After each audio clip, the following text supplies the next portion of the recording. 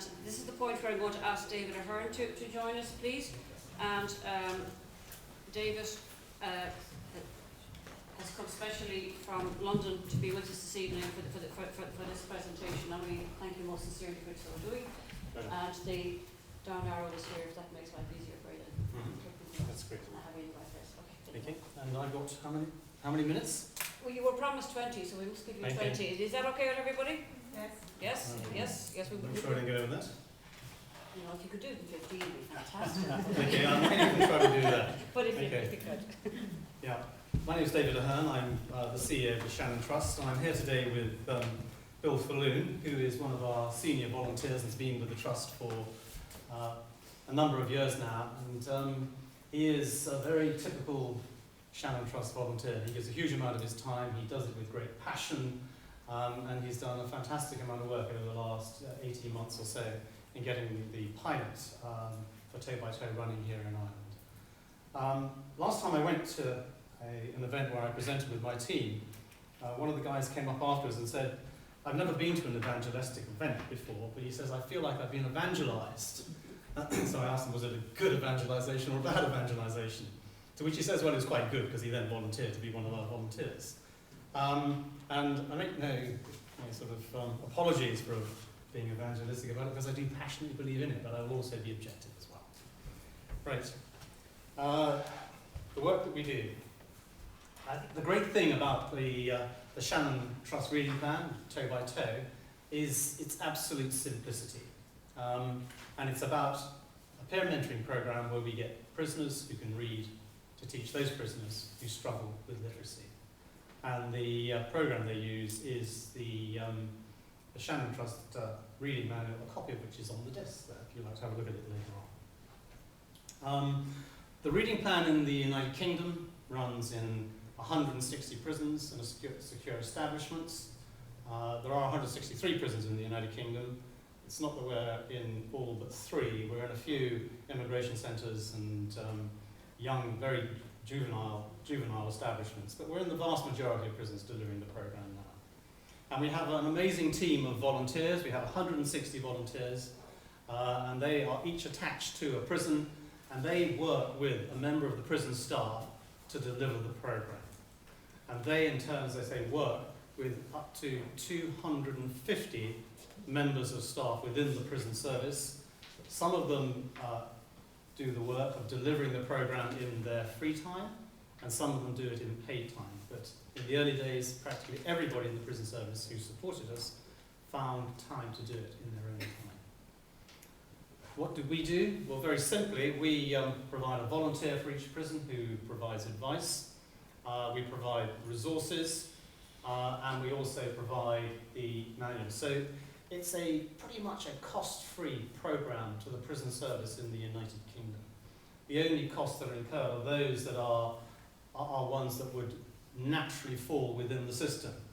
We pay prisoners to work, and therefore they continue to get paid, but they don't get paid anymore. It's the money that they need just to buy their papers and their toiletries and other bits and pieces that they buy. And also it is the payment of the staff in the cases where they are actually paid, but as I say, quite a lot are not paid. And just to give you some basic statistics there, in 2010, some 6,000 learners started the program, and they were supported by 1,500 peer mentors. And we train the peer mentors, and they then either find or allocate people who cannot read to support working through the manual. The Toe by Toe program is very much a by prisoners, for prisoners program. We encourage every prison to ensure that the prisoners have a real sense that they own the program. It is theirs. They decide within reason when they're going to learn with their learner.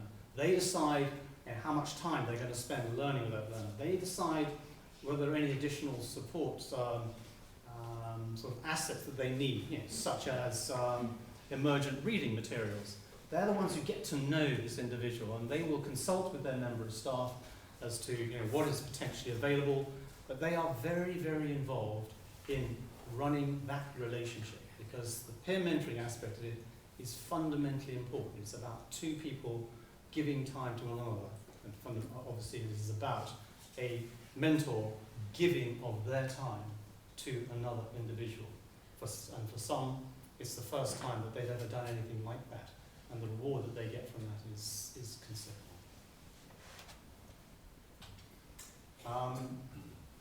Toe by Toe is most successful when it's an all-prison activity. Just quickly go down the left-hand side. Those are the resources that we provide to prisons. And below are the, where it says Toe by Toe is. These are really sort of the tenets of what is essential for it to be really successful. And it does need to be one-to-one. It's about engaging very disengaged prisoners. And therefore trying to run it in the classroom, the very people that you would want there are the very ones that are most unlikely to pitch up to learn to read using Toe by Toe. It's 20 minutes a day, so it's a very, very short period of time that is required. And in the earlier stages of learning to read, sometimes it can be a lot shorter. For somebody who's totally unfamiliar with studying, 5 to 10 minutes may be more than enough in the first few sessions. But that's the judgment that the mentor needs to make. But now's the time to stop. This is also about a relationship. It's not just about teaching somebody to read. And confidentiality, that's important. As you know, that if somebody admits that they can't read in prison, the likelihood of bullying is really quite high. And it's generally pretty shameful when you're a fully grown adult to have to admit, no, I can't read. Particularly when your life has been spent disguising the fact that you can't read and coming up with little mechanisms and ways of convincing, or you think you're convincing your family and other prisoners that you can read when you can't.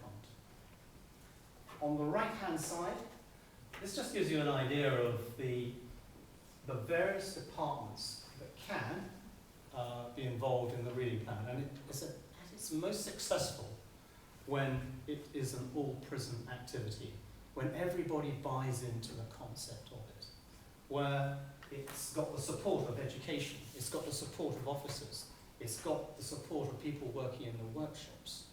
I come back to the point, we are a coalition of the willing. We're trying to make something work that works for everybody. And I think it's particularly important that I emphasize that it is also about really working in partnership with education departments as well. Because it can of course look as though we are offering a competitive service. And that is exactly what it's not. It's about engaging those that won't go into education. And secondly, it's very much about as soon as somebody is ready to go into education, and even if they want to give up toe by toe and go into education, to us, that is an absolute success because we have started somebody in that engagement process in something that they had steadfastly refused to engage in prior to that. So it's very much about a partnership with education and the other departments. And as you can see from there, the various people that are important to it. At the very top is the SMT. That's the senior management team, we call it in. I'm not sure what you refer to it as in the Irish prisons, but that's the governor and his senior team. Their buy-in to it is very important. And then you can see around the libraries, there are some things that places aren't mentioned. We see it in the gardens, it runs in the chaplaincy. It can run anywhere in the prison that it's appropriate to run it, because that is where a learning pair can work together and where necessary confidentially. But of course we have to remember it's about the two people in the middle, and it's very, very easy to forget them when one's setting up structures and different ways of doing things in a prison, that we don't lose sight of them, because it's their program, and it is successful because they actually have ownership of it. They have a profound sense of owning it. The prison has to facilitate it, but the prisoners must feel that they own it. Our objective, just run through these very quickly, it's to engage every non-reading prisoner early in their sentence. Prison sentences are sometimes very, very short, so it's really important to find out who those people are. So the individual in the prison who's responsible for facilitating the program, it's important, if they're not in education, that they are working with education and other organisations that will help you identify those people as soon as possible. And once they've got over that stage of, am I going to survive in prison, and they start thinking about what their needs are, that they are actually engaged at the earliest possible opportunity. Is to support prison staff to run the programme in every prison and young offenders institution. I won't go into the details of the young offenders institutions, but we do run it very slightly differently there, in as much as it's actually quite difficult to find peer mentors amongst the very young offenders. They don't have the maturity to do it. It's about promoting the benefits of peer mentoring, which is engaging the disengaged. Peer mentoring had a very rocky journey with us in the English and the Welsh and Scottish prison services and Northern Ireland as well. And it was a step that had to be taken by the prison service to say, yeah, we can really see the benefits in this. We can see there are risks, but if we can manage the risks to a degree, this is a good way forward. And it is also obviously a very good way of creating an activity in prison. As you know, there are many people in prison who have got very poor reading skills, who do need support, and of course it also engages those who do the mentoring as well. So when it's an all-prison activity, it can actually involve a lot of people. To help break down the barriers that prevent people in prison from learning, we've touched upon that enough, and specifically here with the Irish Prison Service, is to develop a national pilot that proves the benefits of the reading plan and support further development. And that is something that we are in discussion with the Irish Prison Service at the moment. And we're getting a lot of cooperation, and that's very, very gratifying as far as we're concerned.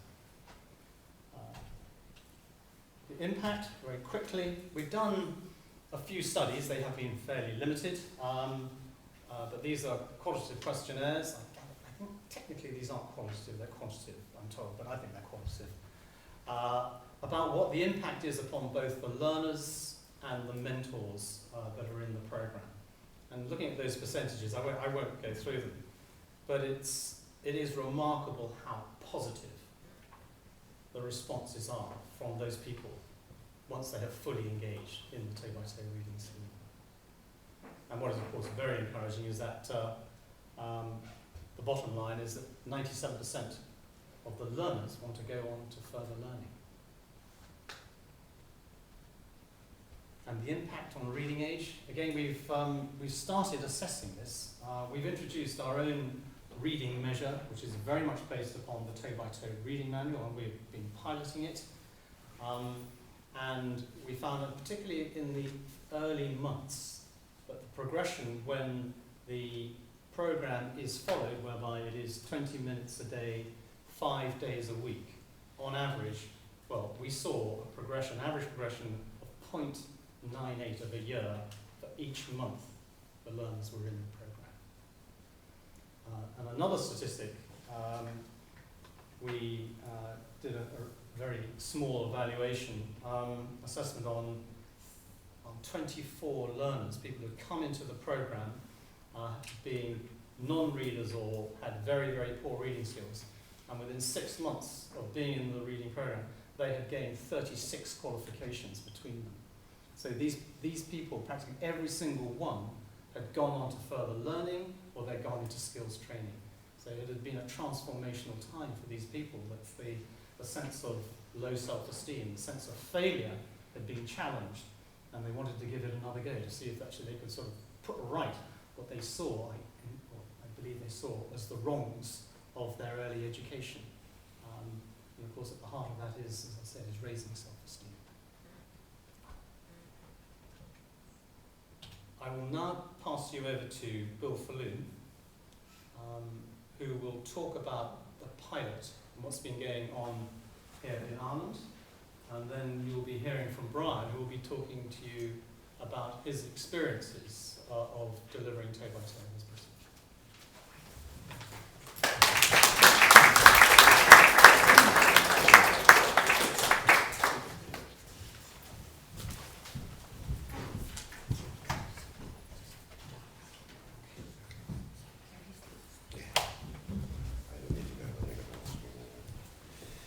Ladies and gentlemen, thank you. I'll be very brief. Back in early January 2010, David asked me to have a look at the potential for setting up toe-by-toe, Shannon Trust toe-by-toe reading plan in the south of Ireland.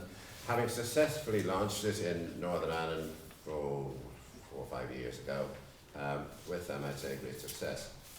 So we had a meeting first with senior personnel in Longford and Donald here in particular. Thank you, Donald. And there was lots of discussions went on. And cutting a long story short, we decided that a good time to start the programme would be around the start of the autumn term, September 2010. It was agreed that the best way to do it would be to have a plan that would be monitored by specific people, myself and a colleague, Sam White. We were asked to go to trial in 4 prisons, Limerick, Shelton Abbey, Midlands and Wheatfield, which we set up. And latterly, Brian came through to me, asked to see if there was any potential to have it set up in Mountjoy, and Donald agreed to that. So we finished up doing this test in 5 prisons. We were running pretty much with education departments, well, totally with education departments to begin with, but since its inception it has sort of widened out in certain areas, in certain sites rather, depending on different situations really, to involve other people, which is what David was talking about earlier, the need to involve people and the widest possible audience within prison we find is the very best way to do it. And that is happening now, but as with any test, you know, we evolve. And gradually more people are coming on board to support education departments, particularly officers, POS as we would call them. So we started basically over the period September through to about January this year, getting the program up in those 5 prisons, and the success and progress has been monitored. I have troubled poor Donald with reading status reports month after month after month, but we feel it's important to take a hard-nosed look at where we're going, the successes that we're having, and yes, the failures that we're having, and the difficulties that we're having. It is not all plain sailing, but there is one thing for sure, that with a determination to get over these hurdles, some of which are very obvious, because a lot of times people have been asked to do things above and beyond the call of duty, and therefore people are going to object with that. That's normal. I don't see anything wrong with that. But it's our job, Shannon Trust, I feel anyway, it's our job, to try to find ways around those problems. We all know, you know, success breeds success, and if you try hard enough, you'll eventually get there. I suppose one of the nicest bits of recognition we could have had was that, and please do take, there's some handouts at the front desk, take with you, is we were given some recognition in the Prison Service News in the autumn edition, or summer edition rather, and we got some very nice words of praise and thanks for that. So that has been our involvement to date. Running in those 5 prisons, assessing where we are, learning the strengths and weaknesses, learning our points of success and our points of failure. From the Irish Prison Service point of view, obviously, and I would like to pay particular thanks to all of those people out at, well, if you're all here tonight, at individual prison level, the support that you gave to me, have given to me, and to Sam White, my colleague, well, I couldn't ask for more, and I thank you very much for that. I do appreciate it. We have involved governors and senior management teams as far as possible, some more yet to be seen and talked to, but again, this idea of trying to involve as many people as possible to give the greatest possible understanding, so that from the #1 governor to the latest recruit at whatever level will understand about what Toe by Toe has to offer. That's the ideal. I'm not saying we've achieved it, but that's where we're trying to go. I think that there is a beginning to be a recognition that the peer mentor approach really does have some potential in the long term, not maybe just for 2x2, but for other areas of training within prison life, and certainly is to be encouraged. As David said so rightly earlier on, this is not a programme for classroom, because these are disengaged people really who don't want, the reason they're there in the first place is because they've rebelled against society and against people and against the whole seniority of life and everything else, and so therefore putting people in a class in front of a teacher trying to teach them, it's not going to work for these people. These people need to be talking to one of their pals in a secure, quiet situation where they can learn, and that's why peer mentoring works. This whole question, therefore, of prisoners embracing the concept of by prisoners for prisoners, I would think is almost key to the success of 2x2. And as we are finding, and as we all know already anyway, success breeds success. And therefore, you get people hearing about things, and Brian Kenealy phoning me up and saying, Bill, can we have 2x2? Where do I get these books? After we've been running in the other 4 prisons. You get prisoners coming and asking about what is all this? What are these guys walking around in these funny t-shirts for that says 2x2 on the back for? All of this sort of thing, it's success. We all know that when we see people, when we see success, when we see things happening, we all want a part of it. We're all normal. People in prison are no different than anyone else. So that's really been where we are with the pilot. If I could just briefly, have I got time? Where is she? I'm just boring you with my eyes here, but you're doing good. Okay. Wait, so 1 minute. Whatever you need, perfect, you're on. Okay. Yeah, right. A very, very quick story to tell about a governor from Chelmsford who came in new, and the 2x2 was running sometimes, some not doing very well. He decided to appoint someone in charge of it specifically to work 64 hours per month, specifically on developing 2x2. And without going through the figures, they're all here. Please take copies with you, those that haven't got them. It shows the statistics that he produced showed to him that the time that he spent giving time to this officer to develop 2x2 gave about 3 times return in prisoner activity hours per staff hour worked than any other activity in the prison. I won't bore you with the detail, it's a wee bit hard to grasp. Read it, you'll find it. Also, the impact on various other aspects, diversity, segregation, healthcare, library work, story dads, bullying, etc.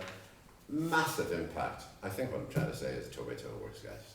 Well done.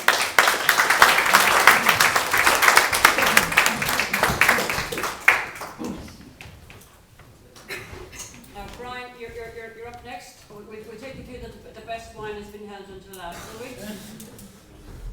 And I'll just go back to the slides that were here earlier, and we'll just find the spot where I needed you to be. Okay.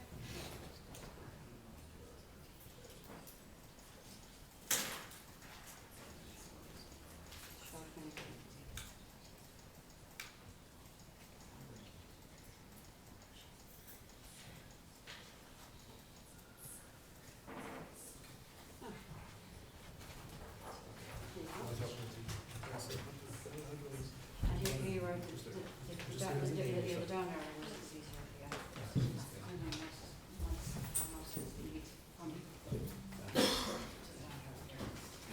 Okay, so guys, we now need to see how this innovation through the Shannon Trust has found its way to Ireland and how it's now working here. So, very warm welcome for Brian Kenealy, and thank you for waiting so long. Thank you. But for the most part, in Mountjoy in school, our students, the students who come to us can read and write. They've completed primary school. They've done a couple of years in secondary school. They're ready to do a junior cert.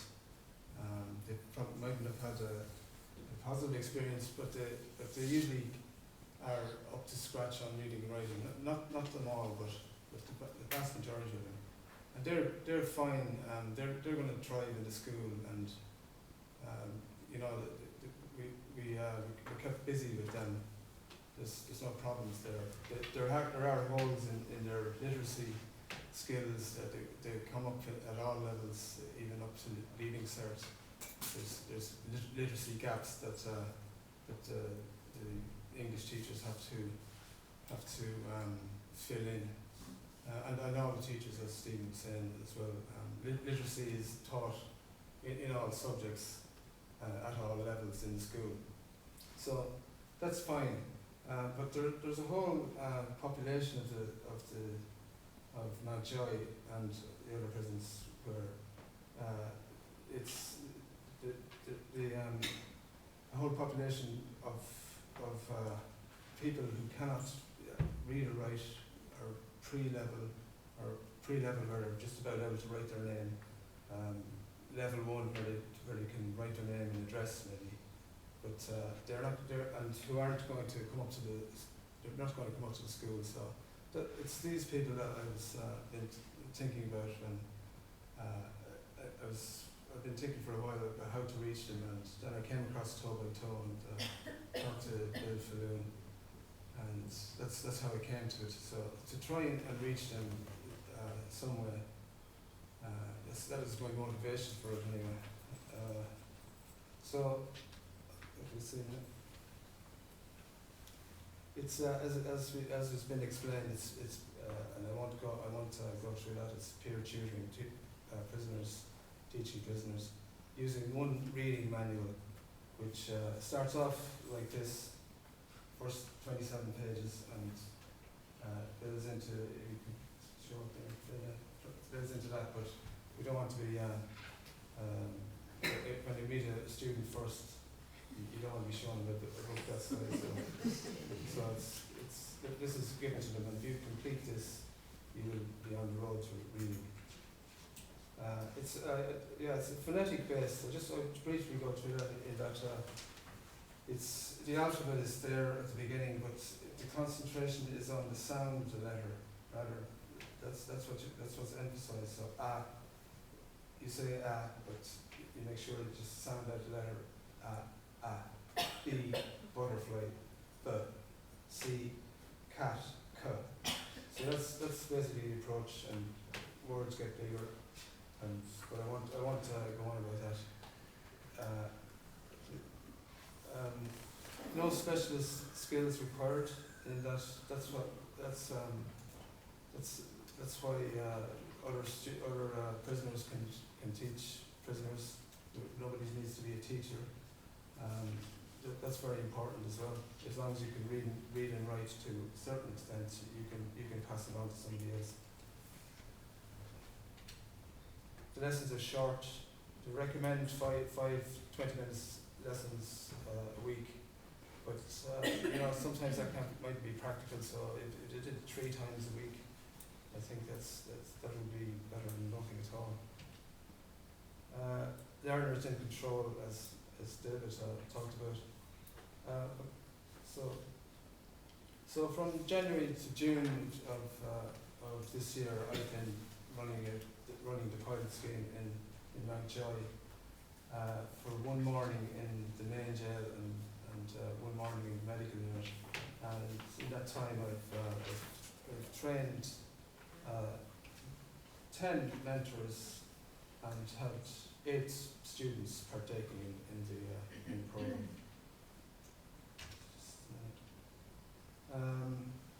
I just want to talk about what I've learned from the whole experience, and how to make it work. The first thing I'd say is it's a great response from mentors and students. Mentors have been very enthusiastic and they're very keen to give up their time. It does look good on their sentence, develops their skills in helping and supporting others. looks good if they were interested in becoming involved in counselling or teaching themselves. It's all good. But I think what has come across as well, that they just want to actually help somebody because they feel sorry for somebody who can't read and write. So I've been impressed with their enthusiasm. There is a big turnover in Mountjoy, so that's been an issue. I've lost a few mentors, some good ones that who have moved on for whatever reasons, and students as well. So for me to continue it, I need to dedicate some more time than I have at the moment. So I need to free up my timetable a bit more. So that's what I want to do that. I think that's something that David and Bill talked about, was the need to engage with the officers and the officers down on the landings, and I have been, and I need to go down there myself and talk to the officers who are in charge of the workshops, especially, because that's a good area to try and establish space, because a space is needed on the landings to teach. There's no getting around that. Even though we're going to do it up in the school, ideally there should be an area on the landings. That's very important, and that is difficult, because Mountjoy is so stuffed anyway, apart from anything else. So I'll have that. Yeah, just to finish up, another thing that I discovered is that mentoring within cells, which a couple of students have been doing, it's not ideal. It's not. It would be better if it was a dedicated area because of its own problems. So I'm talking about a combination of the school area and areas on the wings. Another thing is that it's going to be a gradual process, and I'm hoping that word of mouth and example from mentors and students will spread the word about it. I think that would be the most powerful way of spreading it. Another thing it would be very important to monitor progress at all times. If a mentor doesn't show up or a student doesn't show up for a mentor, I need to follow up on that, because that's how things fizzle out and programs fizzle out, especially in jail. So that's my job will be to keep an eye on the attendance. I believe in the peer mentoring system. I think it is a powerful way of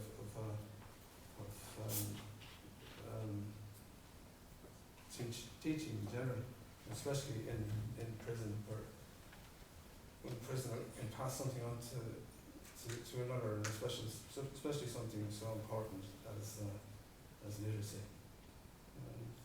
That's all I have to say.